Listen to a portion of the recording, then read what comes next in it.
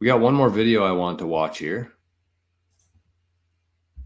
from one of our favorite guys, Andreas Antonopoulos. And I just thought it was interesting to share. It's an older video, but it's always good to bring up some Andreas. I love how smart he is. I love how early he was. I love his sense of humor.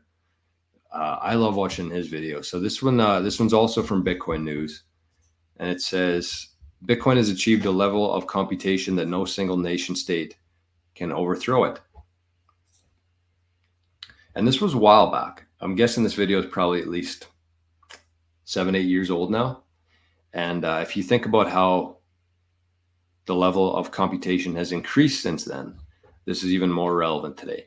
So I think that this is one of the major concerns within Bitcoin and within Bitcoiners themselves, is that, if the government has the ability to just print as much money as they can, how could they not have the ability to overthrow Bitcoin and fork it, change the code, make sure that they hit the block, and then fork the Bitcoin blockchain? So this is what Andreas has to say about that. Do you have any concerns about a large nation state that has interest in just actively destroying Bitcoin to make their own, super rigs and design chips and just throw hundreds of millions or billions of dollars to intentionally disrupt the blockchain? Yeah, I don't worry about that at all. This cannot be done with Bitcoin anymore. This is something that can only be done with nascent altcoins. Bitcoin has achieved a level of computing that no single nation state can overthrow it through computation alone.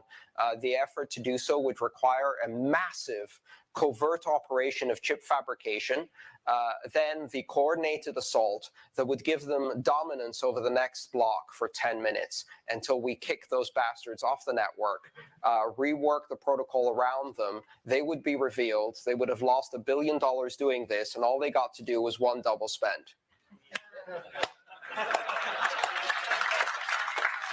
Now, here's the thing.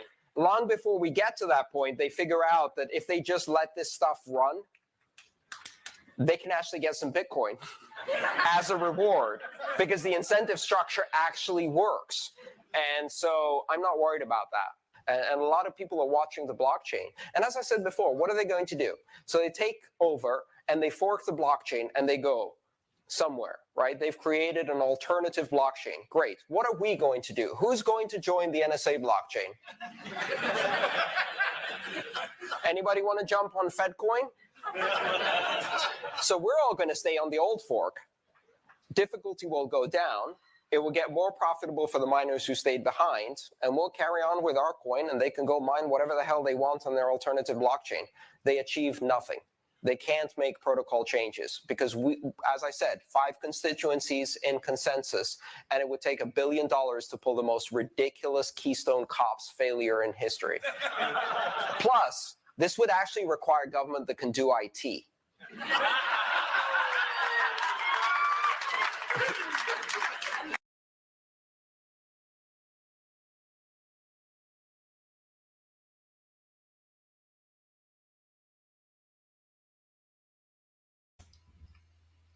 Big fan of Andreas, and he's absolutely right.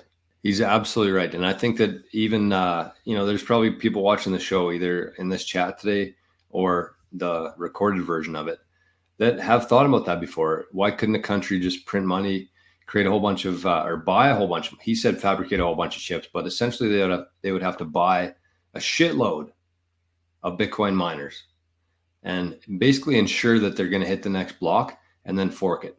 But then what? It would be pretty obvious to see that whole thing play out. And then everybody would just vote. All the nodes vote. It's not based on dollars.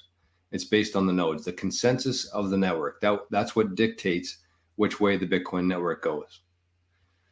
And I liked at the end, he said, this would actually require a government who knew anything about IT, which is absolutely correct.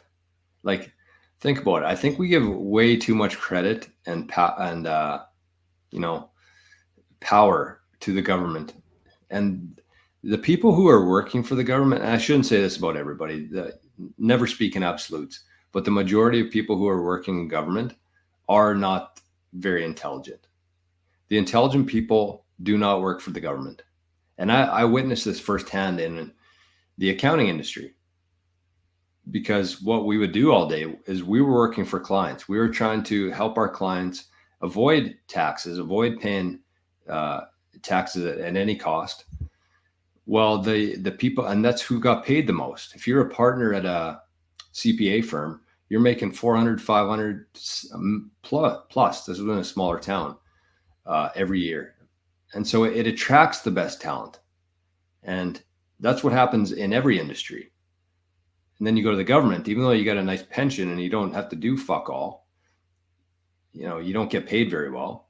And that's who that attracts. There's nobody intelligent that wants to work for the government. So as much as we give them credit for still being around today, they're on a very downward trend, and it's not turning around from here for a few reasons, because we've kind of crossed that chasm already in terms of the money. There will come a time where the government's money that they print and they create does not go as far as it did before. They won't be able to hire as many people because people will just say, like, what's the point? Here in Canada, somebody just sent me a zap over the weekend and said, I can't believe that bread is $6 in Canada. What, is it made of gold?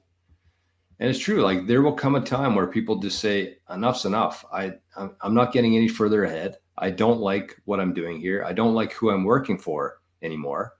And that's when everything will, fully shift over. And they're not competent. They're not competent enough to know the ins and outs of what's happening here.